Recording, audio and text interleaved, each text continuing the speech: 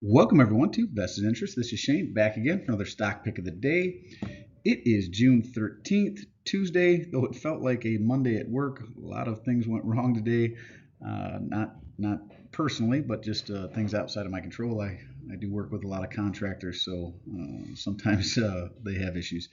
But anyways, today we're going to take a look at Brookfield Renewable Partners. This is out of the I don't believe it's the energy. I think it's the utility sector here. Let's jump right in and take a look at them.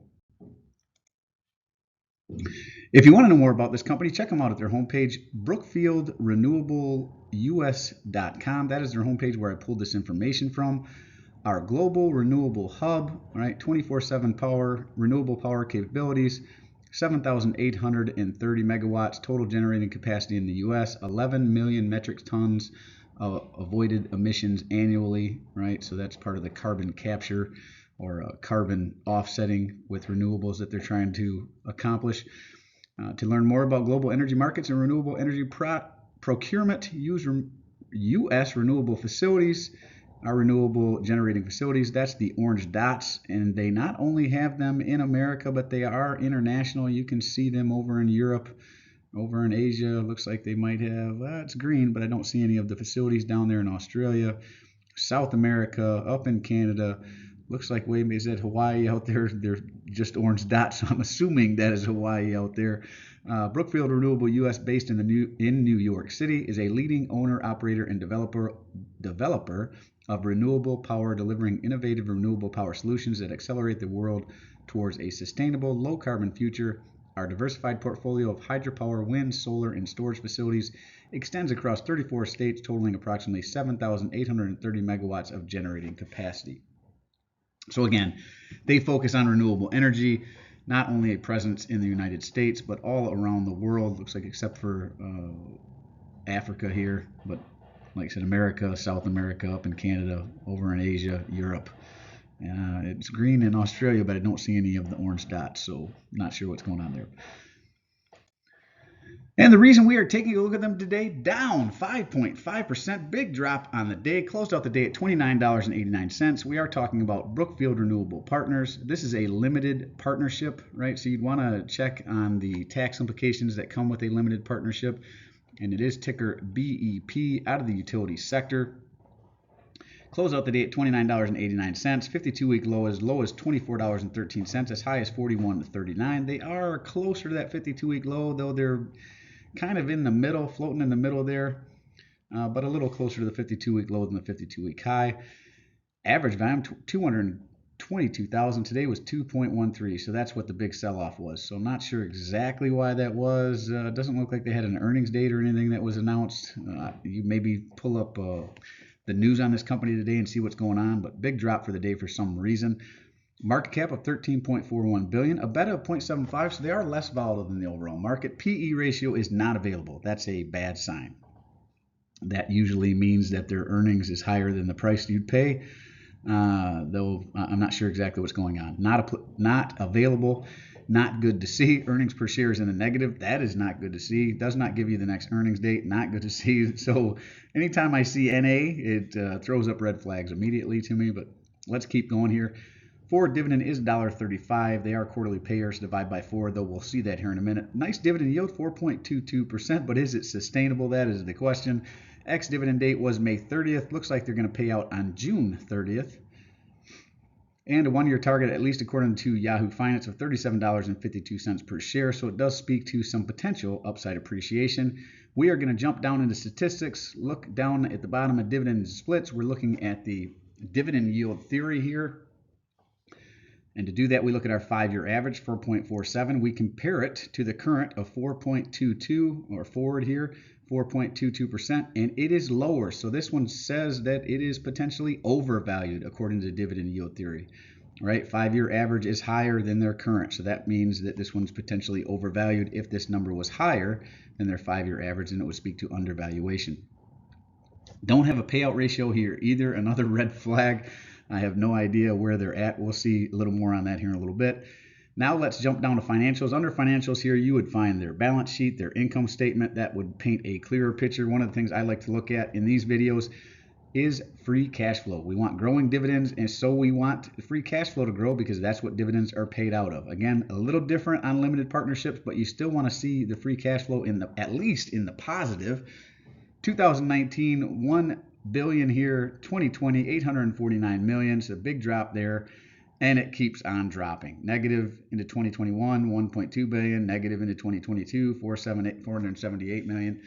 So not a very good sign to see negative. Now, I will say that a lot of these renewable companies are intensive in their reinvestment. They have to continually reinvest to build out new hydroelectric or new windmills or whatever the source of the power generation is, solar panels, solar fields, that sort of thing. So they are continually reinvesting into the company. So that may be part of these negatives. They do have some write-offs over times where they've lost money on the front end, hoping to gain it back in the long end, but none of these numbers look good to me so far. This is one just on high level I would just avoid altogether. If you are in Brookfield's Renewable Partners, drop me a comment down below. Let me know what I'm missing here, but none of these numbers look good so far. Let's keep going, see if they get any better. And I always recommend more than one source. So another one that I like is stockanalysis.com. Not affiliated with Stock Analysis either, not affiliated with Yahoo Finance, just two sources. And make sure you're looking at two sources or more so that you can back check the information that you are getting is accurate. They have 7 stock analysts that have taken a look at this. Now, they call it a consensus buy. I'm not buying that. I'm just going to be completely honest. This one I'm avoiding altogether. But let's look at their numbers. They have a low estimate of $32, and it is currently lower than their lowest estimate. So if it came back up, that would be a 7.06% increase in the stock price. They have an average estimate of $38.43. That would be a 28.57% increase. All the while, you could collect that 4% dividend. And if it happened to hit their high of $43, that would be a 43.86% increase in the stock price. Now, stockanalysis.com gives you a lot of the same information that Yahoo Finance does, or any other source really, right? Financial statistics, forecasts, that's what we're looking at here. Dividends, we'll see that on the next page. But another one I like to look at is return on equity and return on invested capital. I like 10% or better on both of those. That you would find under statistics. So let's jump over here. Return on equity is negative, not good. They don't even show a return on invested capital, so that's not good. So again, none of these numbers really look good. I don't know what these 7 stock analysts are looking at here. Maybe the revenue is really smoking or something, but overall, none of these numbers look good to me. Let's keep going and wrap this one up here. And still, same thing, bad numbers all around. Payout ratio, negative 254.72%. Dividend growth of 5.41. So they're obviously growing their dividends over time, but how they're doing that, they must be taking out some debt, or they're getting a lot of investors putting money in and using that money to pay out the dividend. You can see I went back to 2020, 28 cents and some fractions of a penny, almost 29 cents. Then they jumped it to 30 cents in 2021, 32 cents in 2022. Looks like they've risen it up to 33 cents in 2023. So they do steadily increase the dividend, but again, none of the numbers that I saw on this one look good.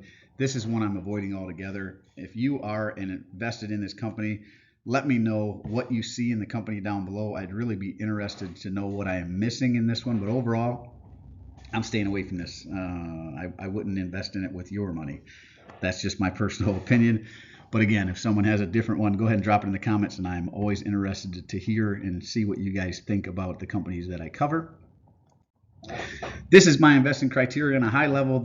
I go through this criteria in these videos, and that's what tells me whether or not I want to even entertain the possibility of investing in a stock. I obviously do a deeper dive on it, looking at the revenue, looking at the debt, looking at the assets over liabilities, all that information. You want to find out growth, projected growth over time, right? Are they a growing company? Are they a dying company? Are they paying down their debt? Are they buying back shares or diluting you as a shareholder? All information you want to know, but this gives you a high level, just like I walked through this video on what I'm looking for to screen stocks and find out if I'm even interested in them overall.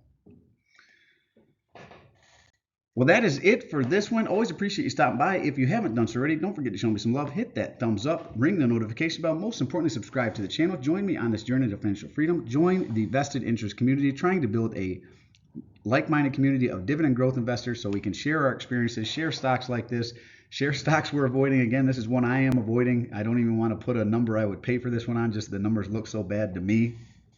So I'm avoiding it altogether. If you have this one, like I said, drop me a comment down below. I do personally read and respond to the comments. I'm always interested to read your questions and or opinions or suggestions for future topics. If you have stock that you'd like me to cover in the Stock Pick of the Day series, go ahead and drop it down in the comment section, and I will work it into the rotation. And this is Shane signing off, wishing peace and prosperity to you and yours. And remember, financial security comes to those who take a vested interest. Hey, thanks for stopping by, and we'll see you in the next one. I'm not a financial advisor. Nothing in this presentation should be considered financial advice. So I'm only sharing my opinion and investing in your educational and entertainment purposes. Investing involves risk, and Ken's money should never invest any amount not comfortable losing. Always do your own research. Invest based on your situation, circumstances, and select criteria, or seek the advice counsel of a certified financial advisor.